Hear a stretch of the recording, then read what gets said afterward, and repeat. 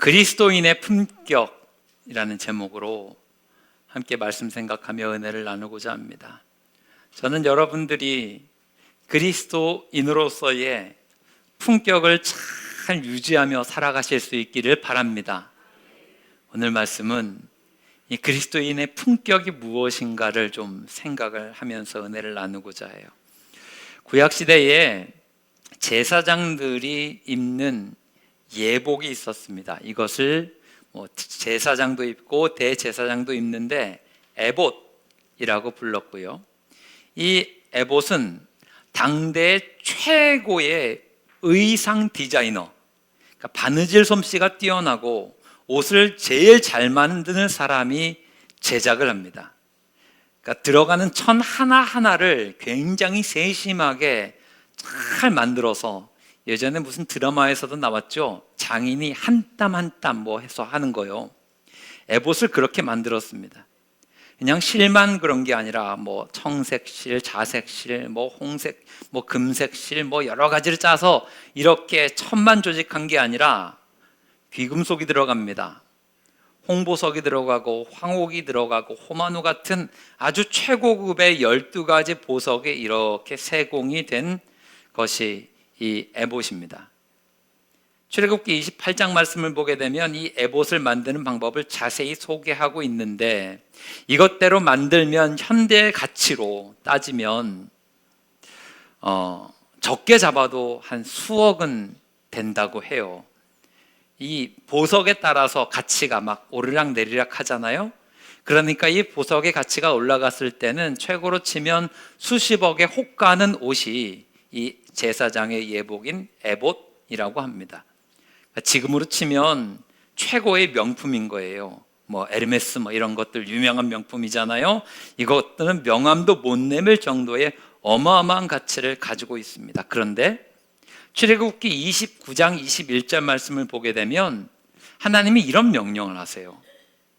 제단 위에 피와 관유를 가져다가 아론과 그의 옷과, 이게 에봇입니다, 그의 아들들도 제사장이죠. 그 아들들의 옷에 뿌리라. 에봇입니다.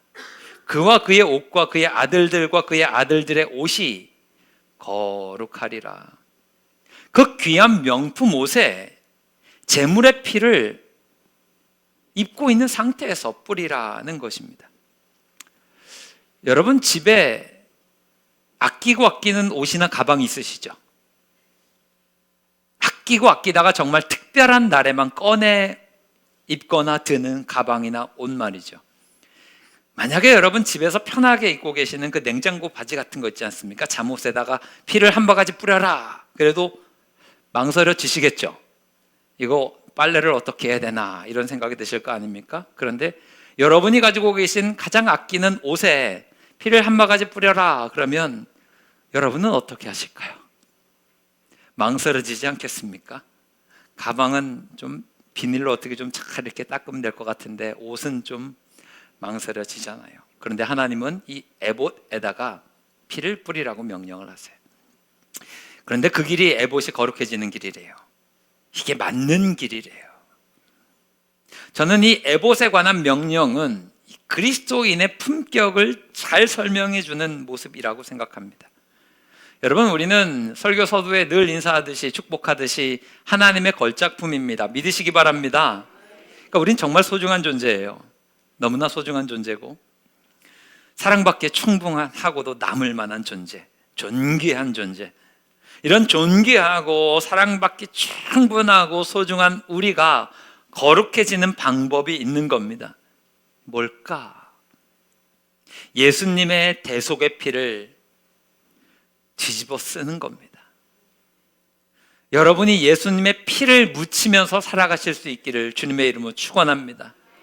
다시 다른 말로 말씀을 드리면 피를 뒤집어 썼기 때문에 대속의 피를 뚝뚝 흘리면서 살아가는 사람들, 이 사람들이 저는 그리스도인이다 라고 말하고 싶습니다. 그런 의미에서 오늘 말씀 앞에 서면서 우리가 물어야 될 질문은 이런 겁니다. 과연 우리는 그러한가? 오늘 우리가 물어야 될 질문이고 오늘 이 질문 앞에 서면 이 오늘 설교는 어찌 보면 지극히 도덕적인 설교처럼 들릴지 모르겠지만 이것이 그리스도인으로서의 품격을 지켜나가는 모습임을 여러분이 좀 기억하셨으면 좋겠습니다. 우리는 여러분 세상에서 살아갑니다. 그리고 믿지 않는 사람들에게 복음을 전하면서 살아갑니다. 그리고 예수님의 대속의 은혜를 선포하면서 그들이 구원받게 되기를, 그리고 그들을 구원으로 이끌어야 되는 것, 이런 사명과 믿음을 가지고 살아갑니다. 근데 안타까운 것은 무엇인가 하면 멸망으로 달려가고 있는 게 세상이잖아요. 그러면 교회는, 성도는 멸망으로 달려가고 있는 세상을 향해서 안타까운 마음을 가져야 되고 그들을 걱정해야 되는데, 오히려 그들을 이끌어야 되는데, 세상을 걱정하고 이끌어야 될 교회가, 그리고 성도가 반대로 세상의 걱정을 받고 있는 것이 작금의 현실입니다. 세상에서 교회 다니는 사람, 그리스도인에 대한 인식은 주로 이제는 일반적으로 이런 식으로 퍼져 있는 경우도 있습니다. 자기 주장 강하고 또 말은 엄청 잘하는데 고집은 꺾지 않아요. 말만 잘하고 다른 사람의 이야기를 들으려고 하지 않고, 때로는 기본 매너가 없으며 공공의식조차 없는 부류로 인식되기도 합니다. 억울하죠. 다 그런 건 아닌데. 극단적으로 드러난 일부의 모습으로 인해서 이런 이미지가 세상 가운데 고착화되고 있다는 사실은 지극히 우려스러운 지점은 맞습니다. 자, 그러면 이런 시대에 참 어렵잖아요.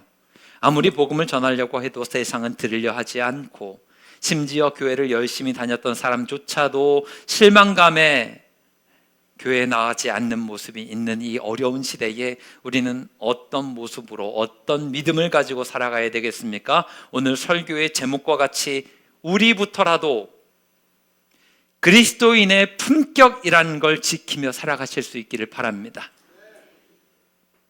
마틴 루터가 이런 얘기를 했습니다. 예의 바른 사람은 강한 신념이 없고, 여기서 강한 신념이라고 하는 것은 우리식으로 해석하면 믿음으로 보면 될 것 같습니다. 예의 바른 사람은 뜨거운 믿음이 없고, 또 뜨거운 믿음을 가진 사람은 예의가 없다.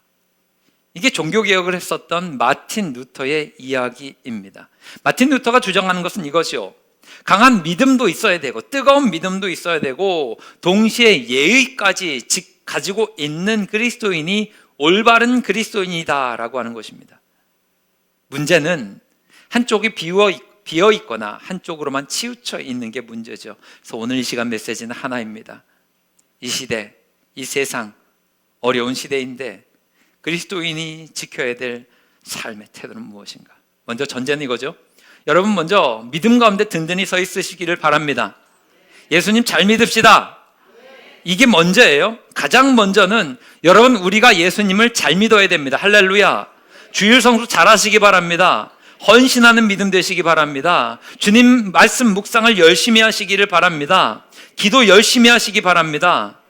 십자가상의 예수 그리스도를 바라보며 우리의 믿음을 살아가는 것, 이것이 전제입니다. 우리는 철저한 죄인이고 예수님의 십자가의 공로가 아니면 구원받을 수 없는 자입니다 라고 하는 고백을 가지고 살아가는 것, 이 사실을 가장 먼저 분명히 하셔야 될 줄 믿습니다. 여러분이 구원받는 것은 여러분이 무언가를 잘해서가 아니라 예수님이 나를 위해서 죽으셨고 사흘 만에 부활하셨고 우리를 의롭다 칭하셨기 때문임을 믿으셔야 합니다.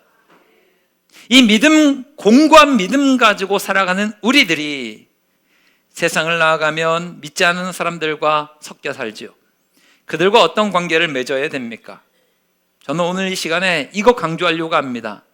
예수 믿는 사람들의 품격은, 그리스도인의 품격은 반드시 교양과 예의로부터 나옵니다. 아멘하기 어려우시죠? 그리스도인의 품격은 모두가 갖추고 있는 기본 예의와 교양입니다. 폭력적이거나 윽박 지르거나 내 스스로의 주장만 계속해서 외쳐서는 안 된다는 거예요. 이것은 복음 전파에 하등 도움이 되지 않습니다. 성경을 보십시오. 다니엘서를 보게 되면 다니엘이 그렇습니다. 바벨론으로 포로로 끌려왔을 때에 그들이 바벨론의 신민교육을 받으면서 우상에게 바친 재물을 먹고 살아야 됩니다. 그때 다니엘이 결단하지요. 우상에게 바친 음식을 먹지 않겠습니다 라고 하는 결단을 가졌을 때에 다니엘이 어떻게 합니까?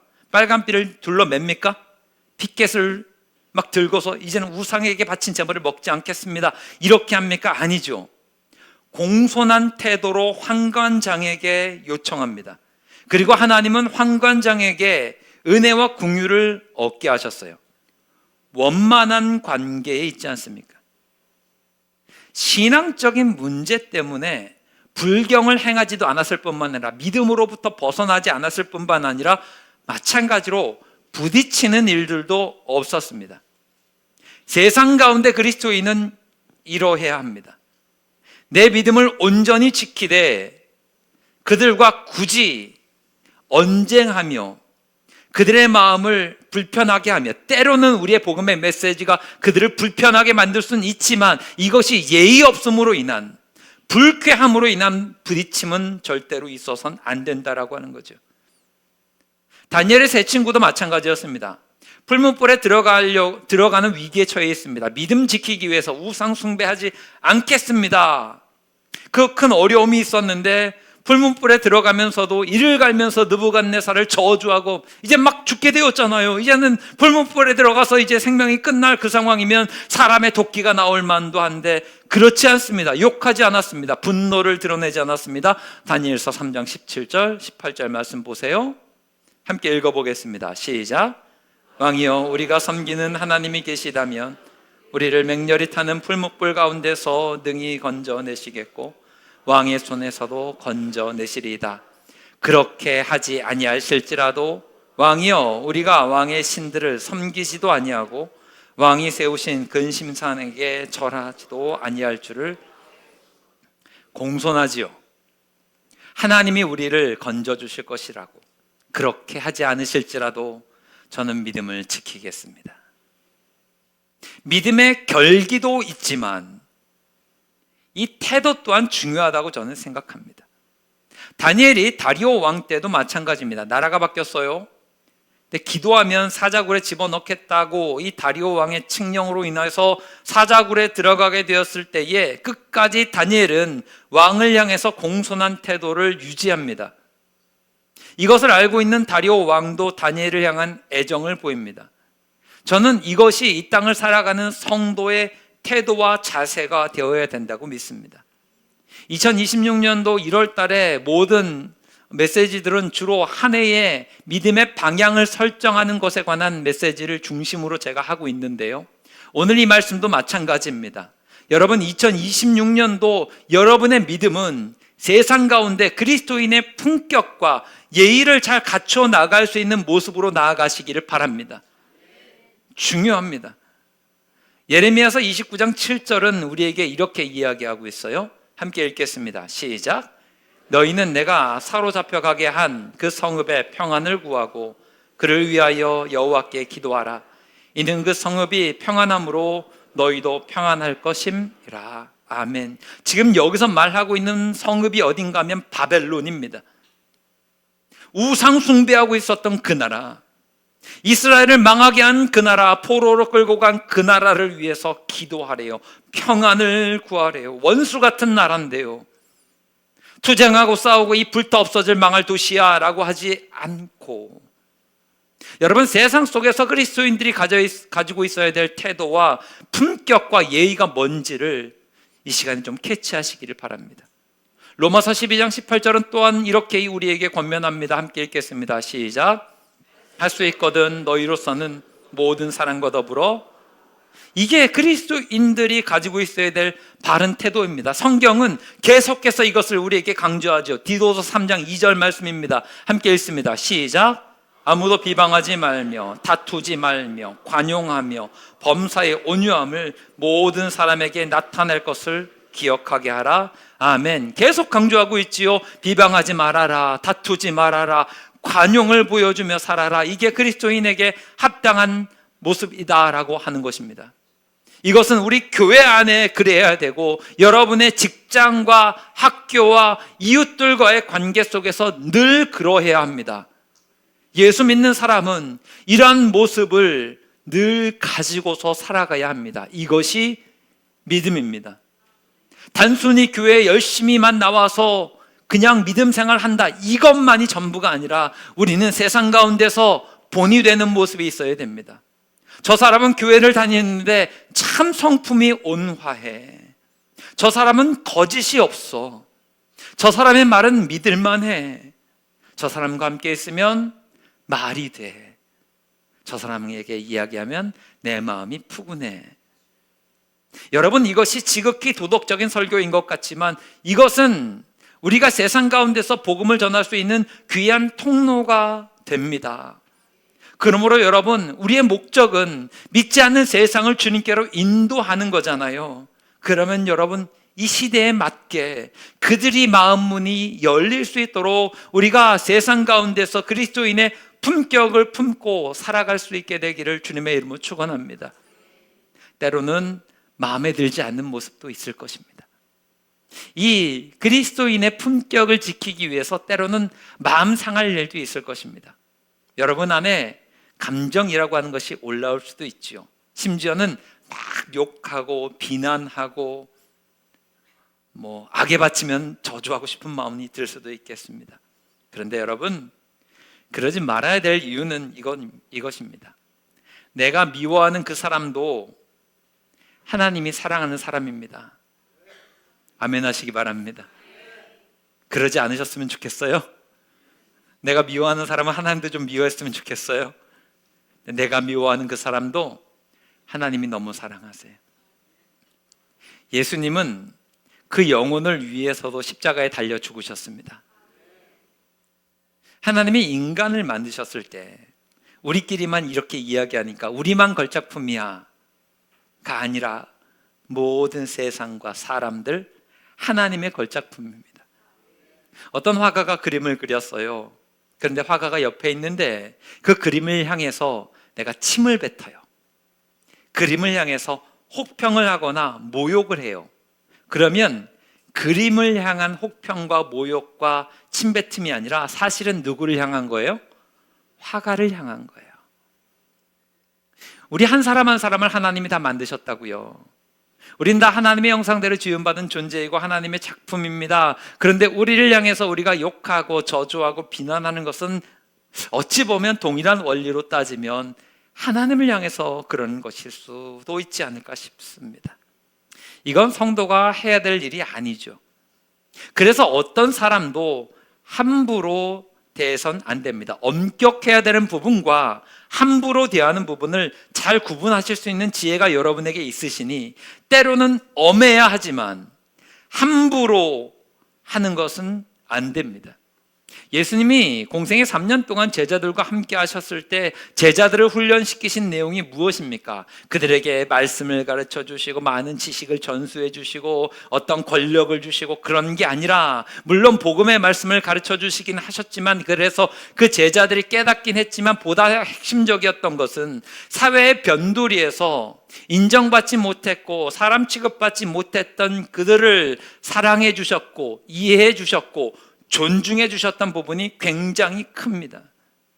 연약한 그 인생들, 밑바닥 인생들을 모으셔서 사람 대접해 주시고 그들을 존중해 주셨고 제자되게 만드신 게 예수님의 제자 훈련이었습니다. 요한복음 21장 말씀을 보게 되면 예수님을 배신하고 낙향한 베드로에게 예수님이 찾아가시는 장면 너무나 잘 아실 겁니다. 그때 예수님이 베드로를 향해서 저주를 퍼부으셨을까요? 아닙니다. 비난하셨을까요? 그렇지 않습니다. 요한의 아들 시몬아, 네가 나를 사랑하느냐? 만 물으세요. 이게 예수님의 방법이라고 한다면 우리 또한 마찬가지로 그러해야 되지 않겠습니까? 여러분 주변에 아직도 수많은 영혼들이 주님을 알지 못합니다. 생각보다 많은 사람들이 교회의 문턱조차 넘어보지 못한 사람들이 많이 있습니다. 여러분, 그 사람들도 하나님의 지음받은 하나님의 피조물이에요. 하나님이 사랑하는 자들이고 예수님이 그들을 위해서 십자가에 달려 죽으셨어요. 언제 그들이 돌아올지 모르지만 분명한 것은 그들 역시 하나님의 형상을 닮은 하나님의 자녀들이다라고 하는 거죠. 그러므로 사랑하는 여러분, 여러분에게 권면합니다. 그리스도인의 품격을 가지고 그들을 대하시기를 바랍니다. 여러분, 올바른 이야기일지라도요, 그 안에 그리스도인의 사랑이 담겨져 있지 않으면 올바른 것이 되지 않습니다. 예를 들어서 출근길에 사람들이 바쁘게 막 움직이고 있는데 어떤 분이 피켓을 들면서 예수 안 믿는 놈들은 다 지옥 간다! 예수 안 믿는 놈들은 다 지옥 간다! 예수 천국 불신지옥! 이렇게 외친다고 생각을 해보겠습니다. 이분의 이야기는 맞습니까? 틀립니까? 맞습니다. 맞아서 그분이 내가 뭐 없는 소리 했냐? 내가 틀린 소리 했냐? 이 있으면 나와보시라 하면 말은 맞아요, 여러분. 말이 맞습니다. 맞는 이야기입니다. 그런데 틀린 말입니다. 뭐가 틀렸어요? 방식이 틀렸어요. 그 안에는 사랑도 없고 그 안에는 영혼을 건지고자 하는 마음이 없습니다. 지하철에서 열심히 출구하는 사람들 위해 예수 안 믿는 놈들은 다 지옥 간다 라고 외치면 수많은 사람들이 그 이야기를 들었을 텐데, 그 이야기를 듣고 아이고 큰일 났네, 내가 예수 안 믿으면 지옥 가겠네, 당장에 예수님을 믿으러 가봐야 되겠네 라고 하는 사람이 한 명이라도 있습니까? 마치 그것은 일종의 저주와 같은 소음으로 들리진 않겠습니까? 다 맞는 이야기입니다. 부인하지 않겠습니다. 정말로 맞는 이야기고 그 메시지의 선포는 중요하죠. 그런데 그 시간에 그렇게 표현하는 것은 옳은 방식은 아닌 것 같습니다. 오히려 그 사람은 복음의 장애물이 되거나 세상에서 조롱거리가 될 가능성이 높죠. 복음을 전하셨던 예수님의 모습을 생각해 보겠습니다. 당시의 사회에서 죄인으로 낙인 찍혔던 자들에게 찾아가십니다. 그리고 그들을 정죄하십니까? 저주하십니까? 아니에요. 품어주세요. 너희들도 하나님의 자녀다. 그래요. 그 마음을 헤아리시고 공감해 주셨어요. 때로는 위로해 주시고 때로는 같이 눈물 흘려 주셨어요. 이게 예수님의 방법이에요. 히브리서 4장 15절 말씀은 예수님을 이렇게 소개합니다. 함께 읽을게요. 시작. 우리에게 있는 대제사장은 우리의 연약함을 동정하지 못하실 이가 아니요 모든 일에 우리와 똑같이 시험을 받으신 이로되 죄는 없으시니라. 이게 예수님이에요. 예수님이 어떤 분이신가 하면 동정하지 못하실 이가 아니래요. 이게 무슨 말이에요? 동정하시는 말이에요. 여기서 동정하다의 헬라어 표현은 쉼파데사인데 이것의 의미는 같은 느낌을 받다입니다. 공감한다라고 하는 의미를 가지고 있는 거예요. 그러니까 예수님은 우리의 연약함을 다 같은 마음으로 알고 계신다는 거죠. 그러니까 예수님이 하늘 보좌 버리시고 이 땅에서 성육시한 거 아닙니까? 그러므로 그리스도인들은 이 땅 위에서 진리를 붙들되 동시에 태도도 진리에 합당한 모습이 있어야 된다라고 하는 겁니다. 이게 그리스도인의 품격이라고 하는 거죠. 오늘 말씀 본문으로 돌아오면, 그래서 여러분은 빛이 되셔야 되고 여러분은 소금이 되셔야 됩니다. 할렐루야. 세상에 빛과 소금이 되어서 세상에 선한 영향력을 끼쳐서 세상을 변화시키는 사람들이 우리가 되어야 되고, 이것이 그리스도인의 진정한 품격입니다. 빛의 특징, 소금의 특징, 공통적인 게 무엇인가 하면 소리 지르지 않는다는 거예요. 윽박 지르지 않는다는 거예요. 여러분, 소금이 소리 지르는 거 보셨습니까? 없습니다. 빛이 소리 내는 거 보셨습니까? 없습니다. 여러분의 형광등에서 소리가 나면 그 형광등이 이상한 겁니다. 빛이 소리가 나는 게 아니에요. 실패한 농담이군요. 빛은 소리를 내지 않습니다. 소금은 소리를 내지 않습니다. 조용히 있습니다. 어둠이 있는데 빛이 그냥 고스란히 자연스럽게 거기에 가 있으면 어둠은 자연스럽게 사라집니다. 소금은 소리 내지 않습니다. 그냥 설렁탕 안에 한 숟갈 넣으면 자연스럽게 녹습니다. 그리고 맛을 내요. 어둠이 있으면 믿음으로 빛을 비추어주고, 세상이 썩고 상하고 있으면 우리는 그냥 소금이 되어서 그 안에 녹으면 상하지 않고 맛있게 되는 거예요. 저는 여러분이 세상 속에서 그런 그리스도인들이 다 되시기를 바랍니다. 세상이 아무리 교회를 향해서 불신의 이야기를 하고 조롱하고 심지어 핍박한다 할지라도 우리는 빛으로서, 우리는 소금으로서 대응하는 게 옳습니다. 그들의 이야기가 다 맞는 것은 아니고 우리 또한 억울하지만 에봇에 피를 뿌린 것과 마찬가지로 피 흘리면서까지 신앙인의 품격과 모습을 갖추면서 나아가는 것, 이것이 성도입니다. 기억하셔야 될 한 가지는, 그래서 여러분 너무 급한 마음 갖지 마시기 바랍니다.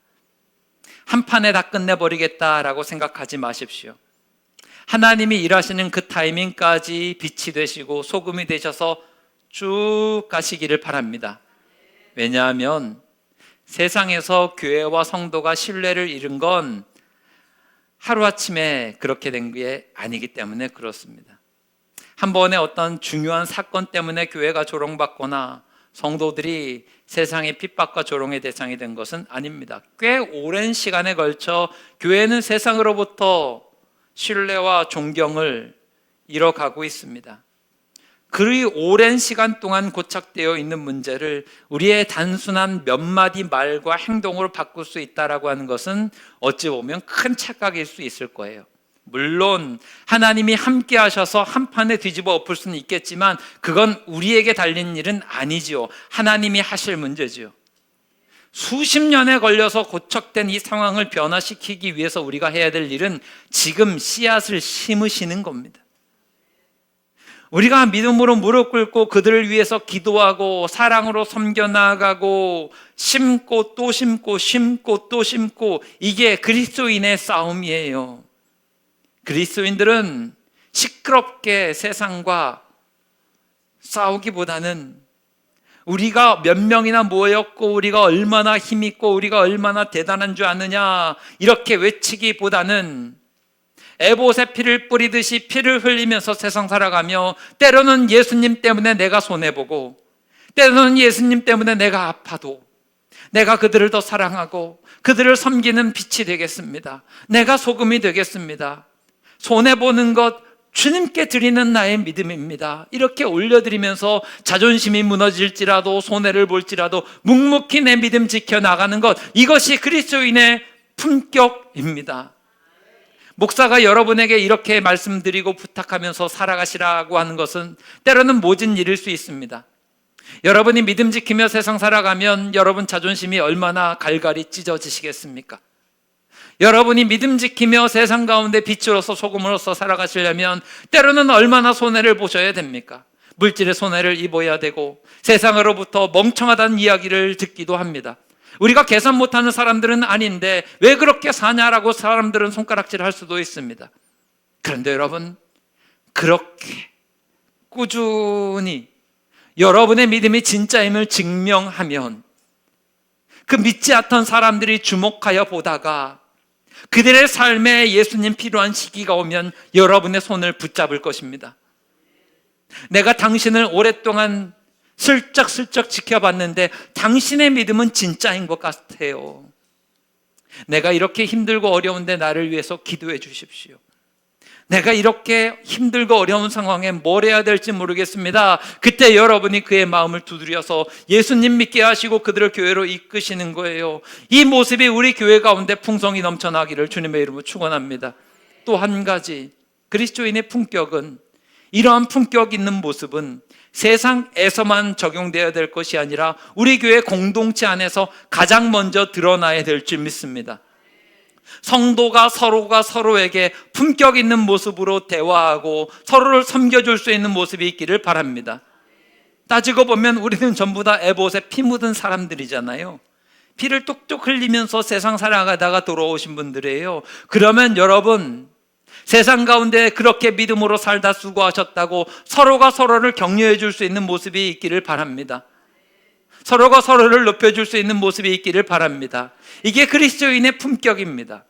생각해보면 교회를 한 번도 다녀보지 않은 사람들이 교회를 향해서 그리는 이미지는 굉장히 심플합니다. 예배고 뭐고 다 상관없고 예수님 하면 사랑 떠오르니까 교회 안에는 뭐가 넘쳐날 것 같아요? 사랑이 넘쳐날 것 같아요. 여러분, 우리 교회는 사랑이 넘쳐나는 교회입니까? 더 크게 아멘 하셔야죠.